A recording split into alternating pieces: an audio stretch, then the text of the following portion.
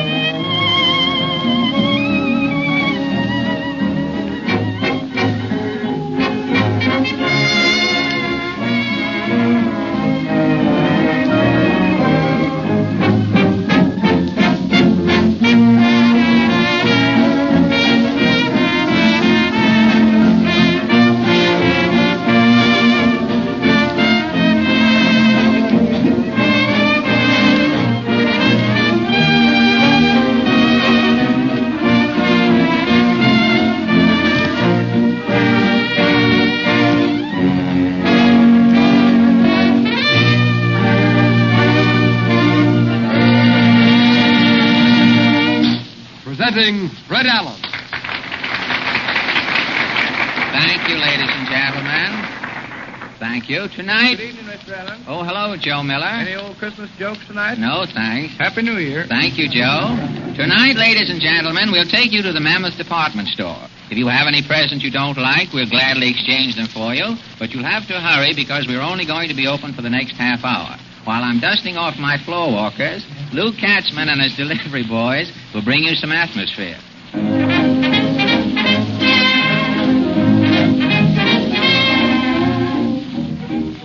Hello? Mammoth Department Store. You want to speak to Mr. Mammoth? No, there is no Mr. Mammoth. That's the name of the store. Mr. Allen is the owner. Just a minute. Yes? What is it you want? What department carries pepper? The grocery department. You've tried there? They didn't, eh? What kind of pepper did you want? Writing pepper?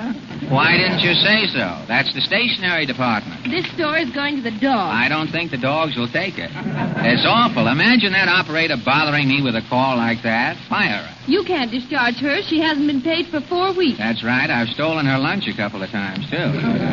Hello? Fur department? Yes, a lady just bought a fur coat. Huh? Who's a skunk? Oh, that's different. A skunk coat. I thought you were getting personal. Huh? Of course the coat is waterproof. Who ever heard of a skunk carrying an umbrella? Oh, gosh, there's always trouble in that fur department. Yes, a woman came in yesterday to look at seals. Hudson seals? No, she wanted Christmas seals. Well, you're the owner of the store, but I'd hate to be in your shoes. They're not bad. They could stand some new heels. But everything will be all right shortly. Are you going into bankruptcy? No, I'm hiring an efficiency man. He can worry about the business. Where are you going to get the money to pay him? That's the first thing he's got to worry about. The gentleman see you, Mr. Allen. Who is he? Here's his card. Mr. Pinchpenny. Yeah, he says he wants his card back after you look at it. Ah, that must be the efficiency man. Send him in. Yes, sir. Yes, the rug department. A man wants to buy a rug for cash. The salesman fainted. Where can you get some water? Never mind the salesman. Grab the customer. Miss Swift, send someone to the rug department to hold that customer until the salesman comes too. Yes, sir. Mr. Pinchpenny is here. Take a chair, Mr. Pinchpenny. No, thanks. A good efficiency man never sits down. Shortens the life of the trousers, you know. I see. But standing up is hard on the shoes, isn't it? I'm barefooted. Oh, I hadn't noticed.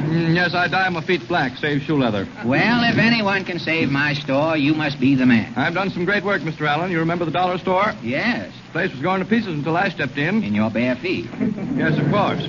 And is it still in business? Yes, but not as the dollar store. I built it up to a 5 and 10. From $1 to a 5 and 10. Well, you ought to wreck my store in no time at all.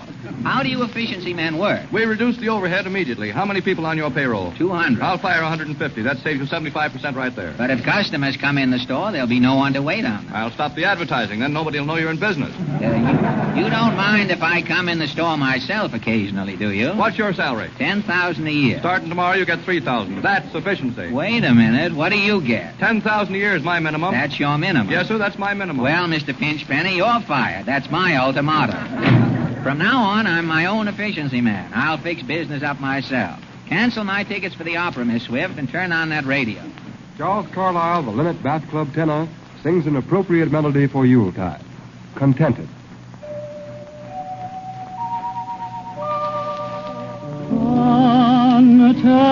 Contented, with you, with me, I'm contented. There needn't be any sun or moon or sky or blue. You have me and I have you.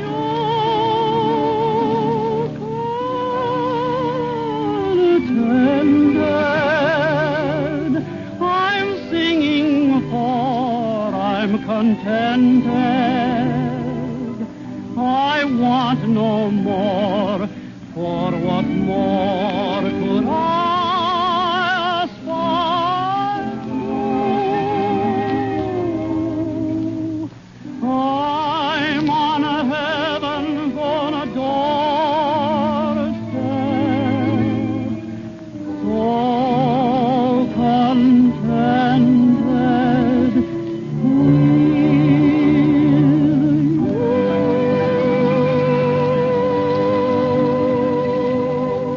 Miss Swift? Yes, sir? I'm going to take a trip through the store and install some efficiency ideas. I'll be back shortly. Yes, sir. Right up, going up. Just a minute, boy. Yes, Mr. Allen. Second floor, ladies' ready to wear, Christmas dresses, nice red and oleo. Let me off, please. Say, who are you pushing? I don't know. What's your name? Going up. Floor walker, Mr. Jenkins. Yes, Mr. Allen. How is my efficiency plan working out? Fine. I've got the customers waiting on each other. Good. Did you hire a cashier with no arms? Yes, but I had to let him go. He was opening the cash register with his nose. Oh, you can't trust anyone these days. No, indeed. Pardon me. Is this your hand in my pocket? So it is. I'm getting absent-minded. I used to have a pair of trousers like those. Pardon me, I'd like to buy a collar for my husband. Yes, madam. A collar, one like I have on. No, I want to buy a clean one. Fourth floor. Thank you. I want to check up on the sales girls, too, Jenkins. I don't want a single customer to get away. Yes, sir. Excuse me, can I change my underwear here? You can, but there's an awful draft. The basement is warmer. Oh, thank you. I want to buy a high chair. For yourself? No, you simpleton. I want to buy a high chair for a baby with a cane seat. We have chairs for babies with rubber backs. I've never seen a child with a cane. What floor? Sixth. Here's the complete report. What's wrong? I bought a box of pins here marked 1,000 for a nickel. Yes? When I got home, I counted the pins. There were 4 short. Well, of all the cheapskates, why, for 2 pins, I'd give you your nickel back. I don't want your 2 pins. I want 4 pins or my money back. All right, here's your nickel. Thank you. Here's your pins. But the doctor will be mad. Why? My wife just had an operation. The doctor was going to pin her up so we wouldn't have to pay for the sewing. You better take home some glue with you. I will. Excuse me. Oh, hello, Portland. Are you running this department Yes, store? I'm trying to install some efficiency. You certainly need it. Yes? I just saw 2 men shoplifting in the piano department. Where was the store detective? He was holding the doors open so they could get the piano out. I hope they leave an address. We can mail them a stool.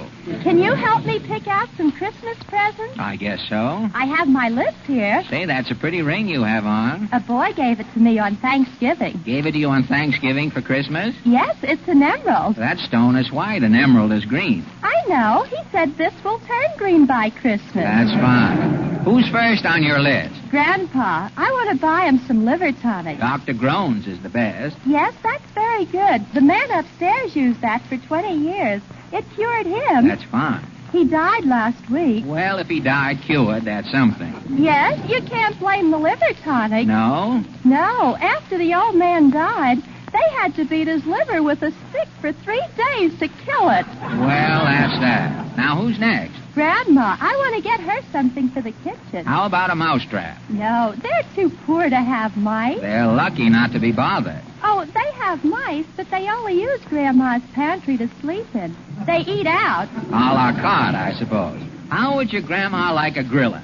No, she doesn't need a gorilla. She has Grandpa. I mean an electric griller. Oh, am I dumb? You're telling me.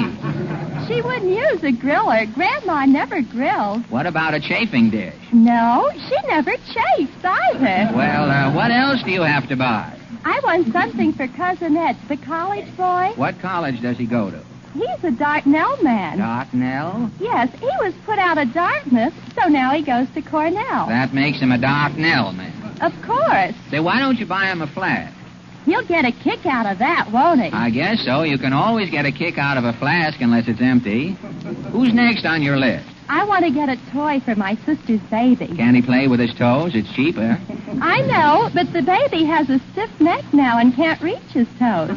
I want to buy something. Last Christmas, it was awful. What happened? Well, someone bought a train on the installment plan and gave it to the baby, and he lost it. How could he lose a train? The baby couldn't keep up the payments, so the man came and took it away. Say, what's that last item on your list? Oh, that's to remind me to go home. I'm glad we've come to that. So am I. Goodbye. Goodbye.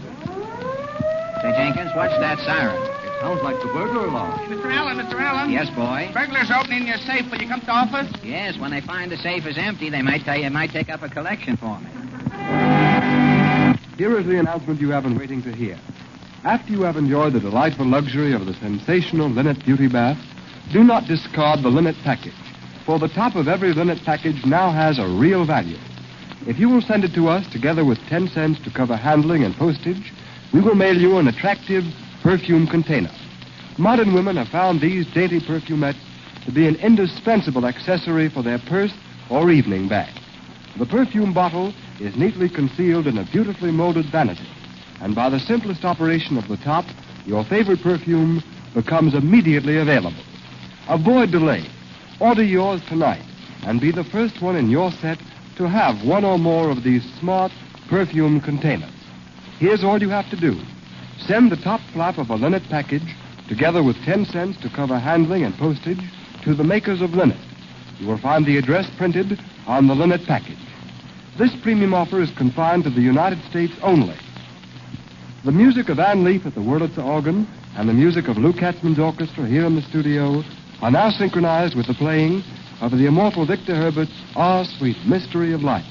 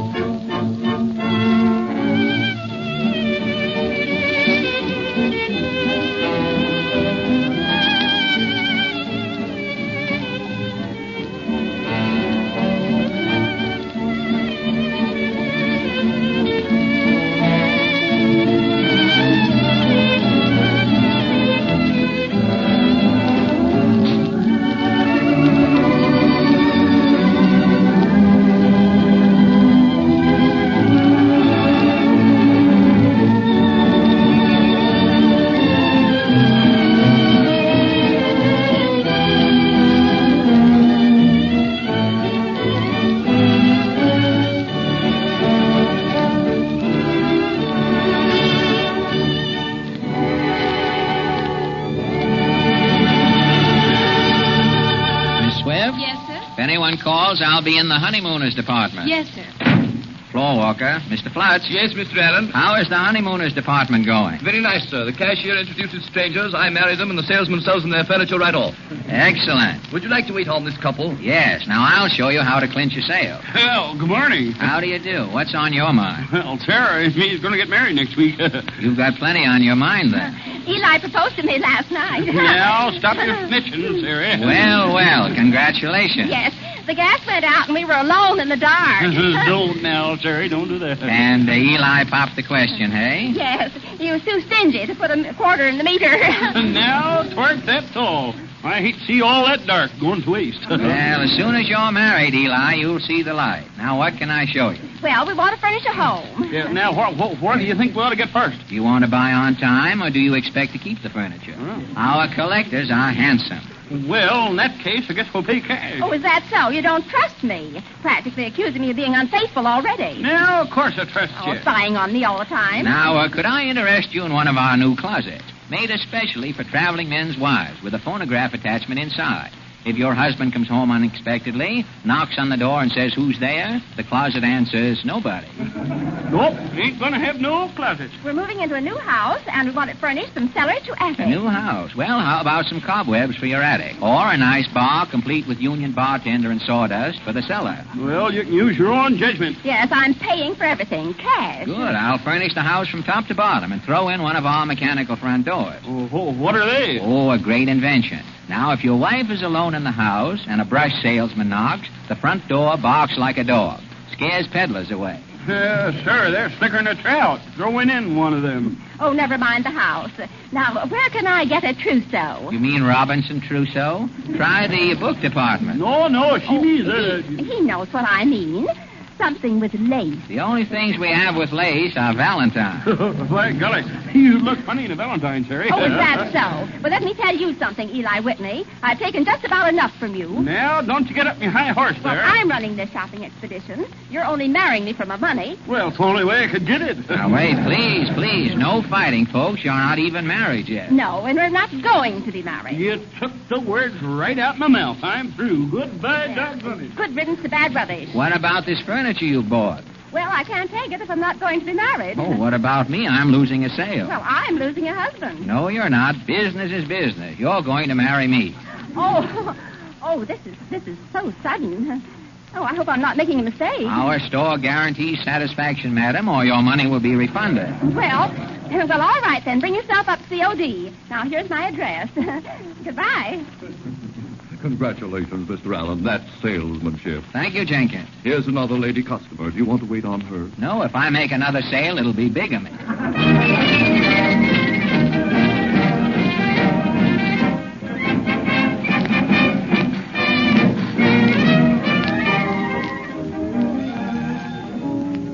Hello, Mammoth Department Store. Yes, I ordered the merchandise from you last week. You won't send the goods until I pay what I owe you? I can't wait that long. Cancel the order. Don't forget your pep meeting with the employees, Mr. Allen. Is the guest speaker here? Yes, he's ready. Right this way, Mr. Atwell. The employees are waiting. We'll go into the hall here. Sit on the platform. I'll introduce you. Thank you. I want to thank you, I want to thank you, fellow workers, for this vote of confidence. As you know, I've done my best to increase efficiency and better conditions in this store. Even this meeting I've called in your dinner hour so that you could save the money you might otherwise squander on food. My outstanding achievements you witness today. I have brought Professor Roy Atwell, master of self-confidence and free speech. Professor Atwell, the apostle of pep, who will speak to you. His subject is, they laughed, ha-ha, when I walked up to the platform. Professor Roy Pep Atwell. Professor Atwell's asleep. Wake up, Professor. I was taking a cat nap. Again introducing that wide-awake personality, Professor Atwell. Thank you, Mr. Chairman. Ladies and gentlemen, I didn't expect to be called upon, or I wouldn't have gone to sleep. Mr. Allen has asked me to shriek to you tonight, today, to climb the ladder of success. Bung by gum, ring by rung. Keep your nose to the grindstone. Don't be a watch watcher, a clock watcher. Give your vest, your bust, best. And hit your flagon to a star. What about personality? A good point. Personality is very important. Salesman must laugh with the customer. Show your teeth, even if they're in your pocket. The man worthwhile is the man with a smile. Whence all but him has fled. About sales talk. Yes. They are essential evils. A good salesman must have a gift of a gab. He must have both feet on the ground, and his subject well in hand. Business is no place for idle talk, and cocky-pop. Poppycock. The man with the bull should take the customer by the horns, and 9 times out of 8, 11, if the the shoe fits, he will wear it on the other feet.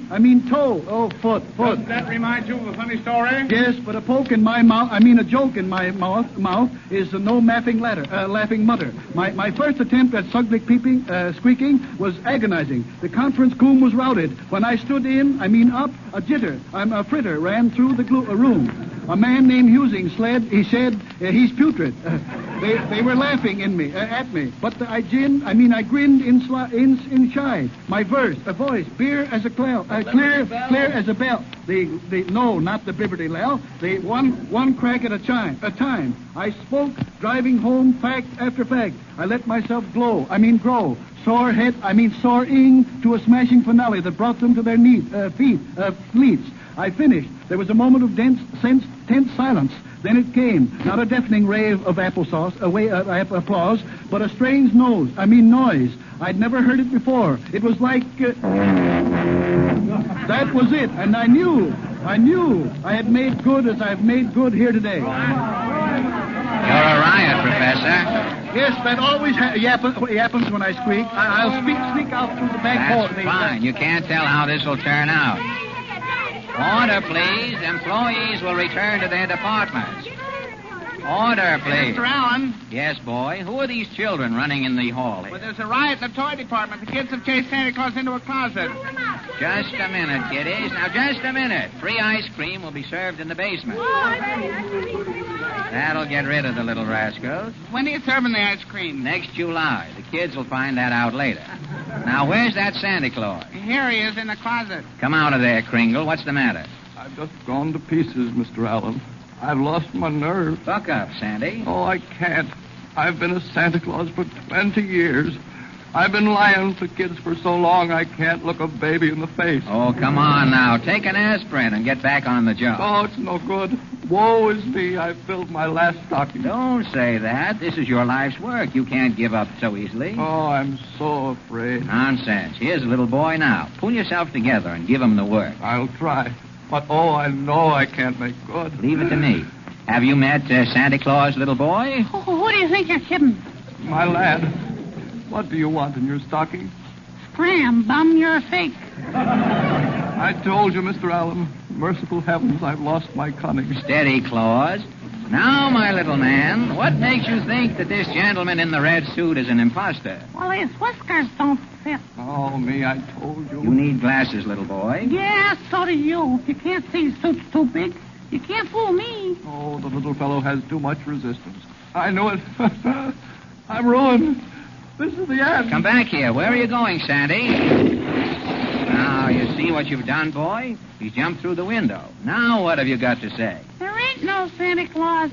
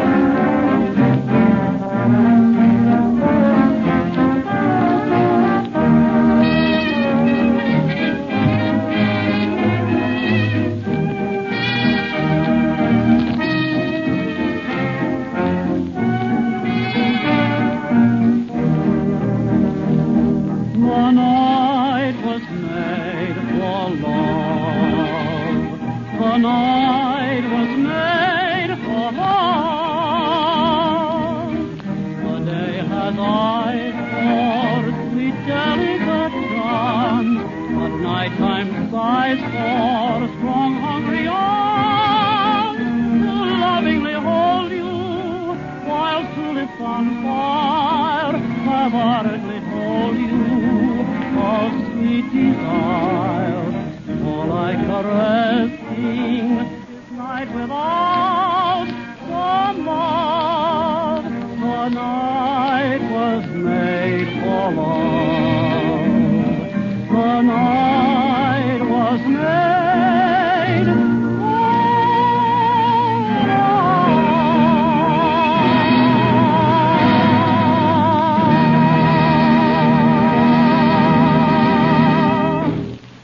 Do you remember the old saying, you never know what you've missed until you've tried it? This applies aptly to the marvelous Linit Beauty Bath. A pleasant bath while you're experiencing it, and the most satisfying and beneficial results immediately after. Instantly, your skin becomes soft and smooth as velvet. This velvety feel comes from an extremely thin layer of linnet left on the surface of the body after your bath, evenly distributed over the entire surface of the skin. Tonight, after your busy holiday activities, why not enjoy the soothing luxury of a linnet bath? Notice what complete relaxation it affords your entire body. And notice, too, the refreshing difference in your skin. Linit, spelled Linit, is sold by your grocery store, drug, or department store, and costs only 10 to 15 cents according to the size of the package. Before returning you to Fred Allen, may we again remind you of our attractive perfume container offer. Make a memo now to write for yours tonight. Send the top flap of a Linit package together with 10 cents to cover handling and postage. Or mail the 10 cents with the top flap from a package of Cream Ale, America's fastest-selling dessert. You will find the address printed on both the Linit and Cream Ale packages. And here is Fred Allen. Good night, ladies and gentlemen, and I hope you've all enjoyed a real pleasant Christmas. And while it's a little early, I trust you will all have a happy and prosperous 1933. There's some consolation, though. No matter what other nations reject their war debts, America certainly got even with Turkey today. So don't forget, we'll all be looking for you next Sunday. So long.